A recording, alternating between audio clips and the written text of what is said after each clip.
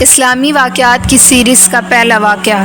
اسلام کا ایک روشن نام، ایک بہادر صحابیہ جن کو خاتون عہد کے نام سے بھی پکارا جاتا ہے، حضرت ام عمارہ۔ آج ہم غزوہ عہد میں ان کا کردار سنتے ہیں۔ حضرت ام عمارہ رضی اللہ تعالیٰ عنہ بھی معرکہ عہد میں شریک ہوئیں اور ایسی شجاعت، جانبازی اور عزم و ثبات کا مظاہرہ کیا کہ تاریخ میں خاتون عہد کے لقب سے مشہور ہوئیں۔ ابن سعد کی روایات کے مطابق ان کے شوہر اور دونوں فرزند عبداللہ اور حبیب بھی غزوہ عہد میں شریک تھے۔ جب مجاہدین انتشار کا شکار ہو گئے تو اس وقت رسول اکرم صلی اللہ علیہ وآلہ وسلم کے پاس گنتی کے چند لوگ رہ گئے۔ حضرت ام عمارہ نے یہ کیفیت دیکھی تو انہوں نے مشکیزہ پھینک کر تلوار اور ڈھال سنبھالی اور نبی کریم کے پاس پہنچ کر کفار کے سامنے سینہ سپر ہو گئیں۔ کفار بار بار یورش کر کے حضور اکرم صلی اللہ علیہ وآلہ وسلم کی طرف بڑھتے اور ام عمارہ انہیں دوسرے ثابت قدم مجاہدین کے ساتھ مل کر تیر اور تلوار سے روکتی۔ اتنے میں ایک مشرک نے ان کے سر پر پہنچ کر اپنی تلوار کا وار کیا۔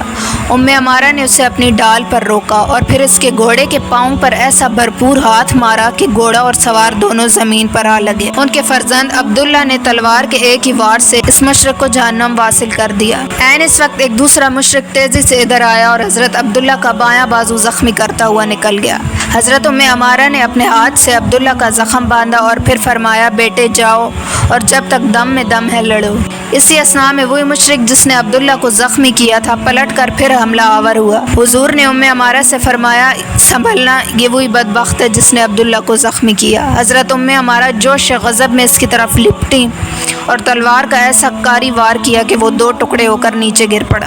ابن کمیہ کی تلوار حضور اکرم صلی اللہ علیہ وسلم پر جب پڑی اور اس کی دو کڑیاں رخسار مبارک میں کھپ گئیں اور خون کی دھاریں پھوٹ نکلیں۔ ام عمارہ بے تاب ہو گئیں اور آگے بڑھ کر ابن کمیہ کو روکا۔ یہ شخص قریش کا نامی شہ سوار تھا، لیکن شیر دل ام عمارہ ہرگز ہراساں نہ ہوئیں اور اس پر نہایت جرأت کے ساتھ حملہ کیا۔ وہ دو زرہ پہنے ہوا تھا، اس لیے ام عمارہ کی تلوار اچٹ گئی اور ابن کمیہ کو جوابی وار کرنے کا موقع مل گیا۔ اس سے ان کے کندھے پر شدید زخم آیا، لیکن ابن کمیہ کو بھی وہاں ٹھہرنے کی جرأت نہ ہوئی اور وہ تیزی سے گھوڑا دوڑا کر آگے بھاگ گیا۔ حضرت ام عمارہ کے زخم سے خون کا پرنالہ بہہ رہا تھا۔ حضور اکرم صلی اللہ علیہ وآلہ وسلم نے ان کے زخم پر خود پٹی بندھوائی۔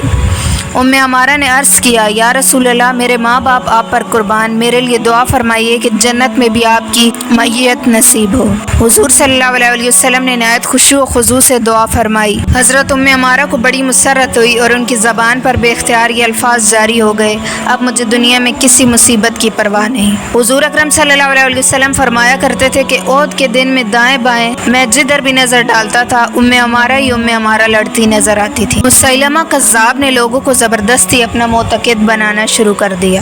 اسی زمانے میں ایک دن حضرت ام عمارہ کے فرزند حبیب بن زید مدینہ سے آ رہے تھے کہ راستے میں اس ظالم کے ہاتھ پڑ گئے۔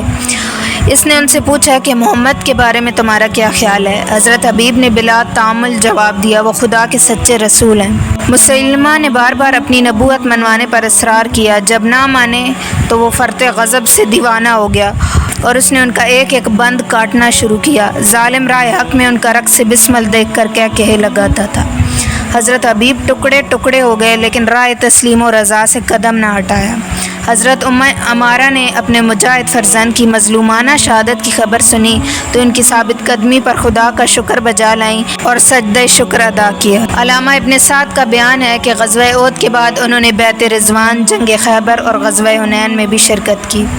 ایک دوسری روایت کے مطابق انہیں فتح مکہ کے موقع پر بھی سرور عالم صلی اللہ علیہ وسلم کی ہم رکابی کا شرف حاصل ہوا۔ یہ تھے چند اہم واقعات جو اس بہادر صحابیہ کی شان میں نے بیان کیے۔ ان کی اعلیٰ نسبی، ان کی شجاعت، ان کی بلند حوصلگی، نبی کریم صلی اللہ علیہ وسلم سے محبت اور عقیدت، یہ تمام خوبیاں اللہ تعالیٰ نے ان کے اندر رکھی تھیں۔ صحابہ کرام اور صحابیات مطہرات سے جذبہ عقیدت مندی ہر صاحب ایمان کے دل میں یہ خواہش پیدا کرتا ہے کہ نفوس قدسیہ کی حالات زندگی سے زیادہ آگاہی حاصل کی جائے۔ اس سیریز میں آپ کو مختلف صحابیات کے زندگی اور ان سے متعلق واقعات کے بارے میں رہنمائی کی جائے گی۔ آج کا واقعہ یہیں اختتام پذیر ہوتا ہے، دعاؤں میں یاد رکھیے گا۔